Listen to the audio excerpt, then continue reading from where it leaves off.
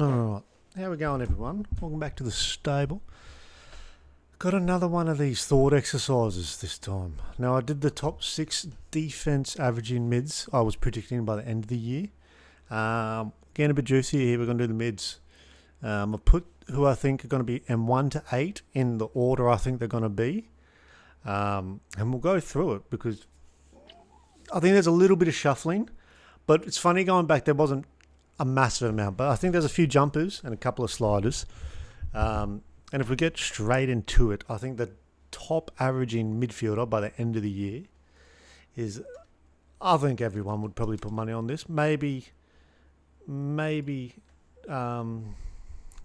Butters, but it's Bont. You're paying 700 grand. I think he's been the top averaging midfielder for maybe, it's got to be 3 years plus 4 years. It's got to be Bont. Now, you might be able to get him cheaper at 700. Like, I'm waiting, hopefully. I do have Bont actually having a Brownlow year. I think it's one of those years he could have, finally get that medal. I just think, last year it was 130 average. I generally think he'll go 127 plus 130 again. He's just a weapon. He's almost untaggable.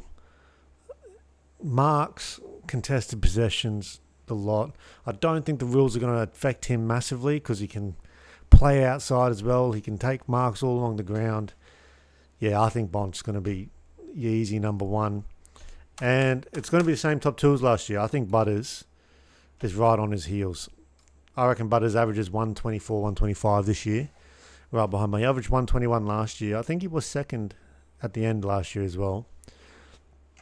But I think Butters is in for a big year. I don't think it's going to have a Brownlow year. I think points will get stolen a little bit. Rosie, Horn Francis. You could say the same for Richards and that, but I just think Bont. And I do think Butters, he can have like a 50. He can get tagged and have like a 50. A couple of those will hurt. It'll hurt the average. But yeah, there's not much to say about these two. I think a lot of people have these two as their top two averaging mids. I don't think that's going to surprise anyone. So yeah, there's not much to get. And the Port Adelaide draw, man. Their draw is unreal. With their draw, they should challenge for 8. But I don't know if they will. That's a whole nother situation. But we've got our first little jumper here. At M3, by the end of the year, I think it's going to be Noah Anderson. Now, he averaged 114.5 last year. I think Noz is going to jump up to Noz, that's what they call Noah Answorth in Brisbane. Noah Anderson, he's going to jump up to like 120 in my mind. He's going to jump up. I think the rules suit him. I think the rules hurt maybe Rao if there's not as many ball ups. But Rao still gets tackles. We'll get into that. But yeah, Anderson, he's a jet. He could have a Brownlow year. I think it's too hard in that team. Petrarca, Rao, Anderson.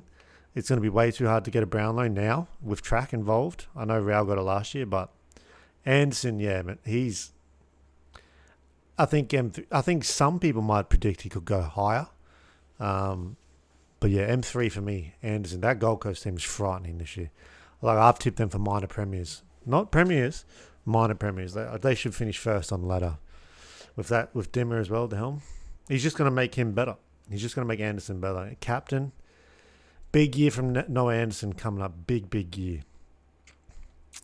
M4, I have another jumper, but he's done it before. I'm pretty sure he was M4 in 2023. Might have been M5. Down year last year, but the team had a down year. If you've been watching a few vids on the channel, you know I'm big on him. I've got him in the squad. It's Isaac Heaney. Isaac Heaney at M4. Big year for Heaney. Gut feel, Brownlow-esque year. They're my two, Bont and Heaney. Anderson's just like a maybe. I have big gut feels on Heaney and Bont. I think one of them takes the medal at the end of the year, the individual accolade. Could be wrong. I mean, could be Dan's opinion. But Heaney, he's less favourite than Warner and Goulden. They're all great players, and Goulden I can accept, but Heaney should be much more of a favourite for the Brownlow than Warner, in my opinion. If I could take one of them for my team, doesn't matter what the team is, one of them, Heaney and Gordon's close, but I'm taking Heaney. He can be a 4 or 5 goal kicker forward, or he can be a jet 25 plus mid. Heaney, M4 for me. Average, 109 last year. If I'm right, he averaged like 116, 117 in 2023. I'm going to go similar to that. 117, 118 for Heaney this year, at the end of this year. M4. Sydney, big year too. Sydney jumping up, possibly top 4. I think I had them 5th in my prediction, but big jump up for Sydney. I think a few people are predicting that for Sydney. Big M4 for Heaney. M5, Baz. Bailey Smith. Just gets too much of it. I think he has to be in the top 8. He just gets too much of it. And he's hard to tag because he'll just move him to the wing. And you could just hold the tag on him, I guess. But the one thing about Baz, we've got to give him credit, he's his tank. Man, he can outrun taggers. Just move. So he'll still get his touches. So yeah, and I think he was, if I'm not wrong, I think he was M4 last year. He might have been M5. His average was 118. I'm actually tipping it's going to drop slightly to 115. I think he might get more attention, but again, he's still going to get his touches. He's still going to get his kicks, meters gained, everything. And the rules suit him. The rule changes of it feels like it's going to be more open play. A bloke that doesn't stop running, he could be higher. He could be a massive pod, 6% owned. 6% owned. And he's not going to fall that much in price. He doesn't have many stinkers. Doesn't have many Supercoach. He might have stinkers as in the game. Watching it, he might still have, but he'll still have 30. But you've watched it and you've gone, oh, he's had a stinker. Hasn't done great. And they might not have been the greatest touches, but in Supercoach, you'll still have pulled a 105. So you might be able to snap him up at 580, 570, but big pod. Big pod. He's projected massive, yeah, big pod. 115 average for Baz. M5 for me. M6, another jumper. Up. I've got Callahan, and this one was hard for me. When I started the list, I had Callahan. Where Anderson is at M3, but I thought that was a bit much. Then at M4, and I've trickled him down to M6. He averaged 111 last year. He's going near 114, 115 this year, I think, easily. He's one you might be able to sneak cheaper because Callahan can drop a 70. He can. But again, if we want to touch on these rule changes, if the game's in more open play, these outside runners like Anderson, Heaney, Smith, Callahan, you've noticed there's no real inside except Butters here, but Butters gets tackles and Butters can do outside. Bonk can do everything. I don't have a Tom Green in here. I don't have a Rao. I don't have those in and unders because if it's open play, I think these guys are going to carve. And Finn Callahan might just go. He's 14% owned. It's not pod territory. Pod territory is probably 10% and under. But big year for Finn. I don't think you get Brownlow in that team because him and Tom Green are going to split the votes too much. And then you got who knows what Oliver's going to do. Honestly, don't forget about Oliver. He can poll 3 votes in a game. You know, he can. He's not going to win a Brownlow, but he can pinch votes off games out of nowhere. But yeah, so M6, Finn Callahan, he's going to jump up. He wasn't in the top 8 last year. He's jumping up. Big year for Finn Callahan. Big year for GWS. I tipped him for premiership. Yeah, that's a saucy one. That's a dense opinion. M7, I do have Nick Dacos making the top 8 mids. Some would have him higher. I just think he's going to get tagged to the gills.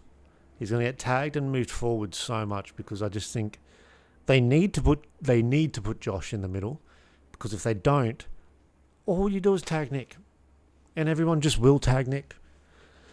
If you put another super damaging midfielder that Josh can be in there, that you could probably still tag Nick, but then you're letting Josh go off his guts. So I don't know. I just think it's going to help him. Or they need to put in a big defensive midfielder, and they put in Long. but it seemed to fade a bit.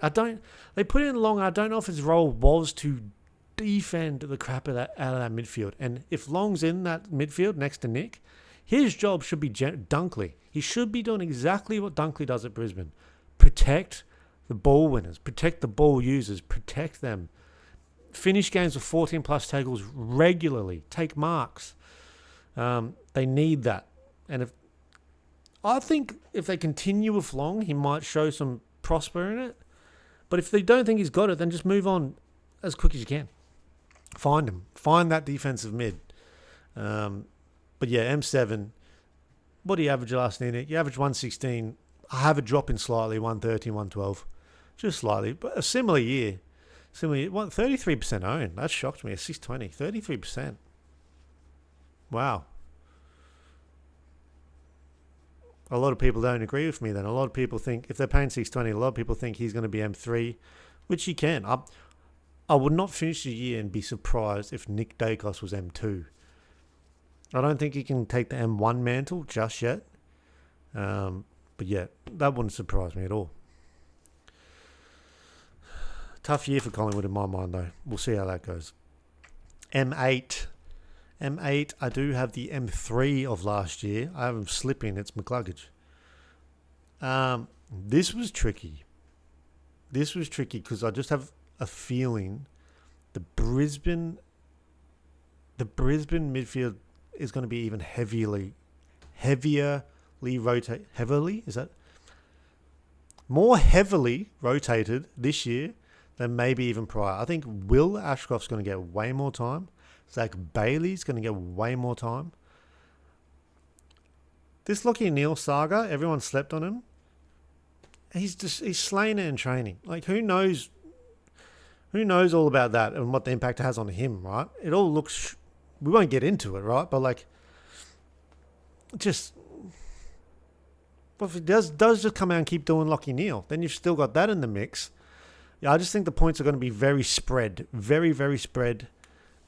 And I think he gets more attention. He started getting tagged late, and he struggled with it in a few games. So yeah, I think he has a bit of... He's still going to do what Lugger does, but I just think he's going to have a bit of a lower year Supercoach-wise. Still super important for Brisbane. Making that jump to be their best player if he didn't last year. But yeah. I feel like a Brisbane midfielder definitely makes the top 8, so one had to be represented. It was almost Lachie Neale. I almost put him there, but that would be a massive drop-off from Lugger, from M3 out of the 8. And I think, like, he averaged 119 last year, but like I said, tags are coming. But yeah, he still scrapes in. And outside mover, right? Outside mover. I actually don't have one inside ball winner, really. Butters does a fair bit of that, but that is probably the biggest omission is the Brownlow medalist. He was M4 last year. Matt Rowell hasn't made my predictions. He gets tackles. He gets in and under ball. I'm just not sure. He can have stinkers.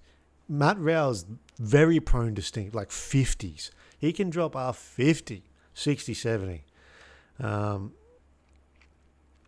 I do have him slipping, but just out. He'll be M9, M10.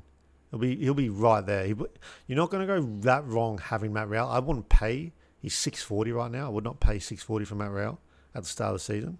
I think you'll definitely be able to get him at 550 at some point. It's just going to happen.